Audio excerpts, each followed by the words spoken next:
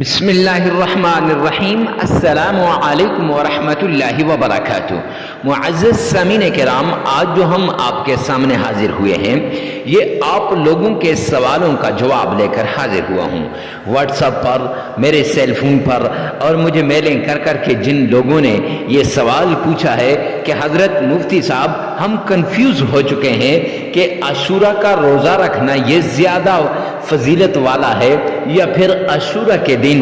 دسترخوان وسیع لگانا یہ زیادہ فضیلت والا ہے، تو اب آپ ہی بتائیے کہ ہم روزہ رکھیں یا پھر ہم لمبا دسترخوان لگائیں۔ معزز سامعین کرام، عاشورہ کا روزہ میرے پیارے پیغمبر جناب مدنی کریم صلی اللہ علیہ وآلہ وسلم نے رکھا ہے اور فرمایا اگر آئندہ سال میں زندہ رہا تو میں ساتھ 9 کو رکھوں گا یا پھر ساتھ میں 11 کا روزہ بھی لازمی رکھوں گا، یعنی 9 کا ملا کر یا پھر 11 کا روزہ ملا کر میں یہ روزہ لازمی رکھوں گا۔ تو معزز سامعین کرام، یعنی 2 روزے رکھنے ہیں، 9-10 کا یا 10-11 کا روزہ، یہ بھی بڑی فضیلت کا ہے۔ مسلم شریف کے اندر اس کے بڑے فضائل ہیں۔ 1 سال پہلے کے گناہ معاف ہو جاتے ہیں، 1 سال بعد کے گناہ معاف ہو جاتے ہیں، لیکن اس کے ساتھ اپنی استطاعت کے مطابق عاشورہ کے دن 10 محرم کو جو شخص اپنے بچوں پر اپنی استطاعت کے مطابق خرچ کرتا ہے،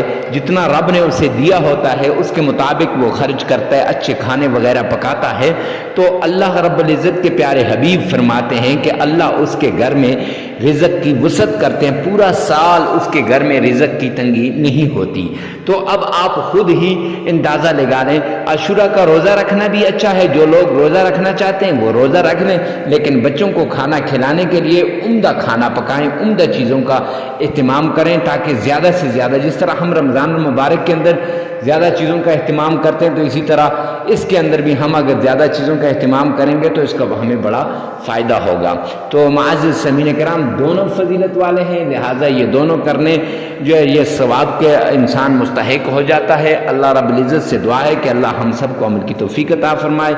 ویڈیو کو ثواب کی نیت سے سب کا ذریعہ سمجھ کر شیئر کرنا مت بھولیے گا۔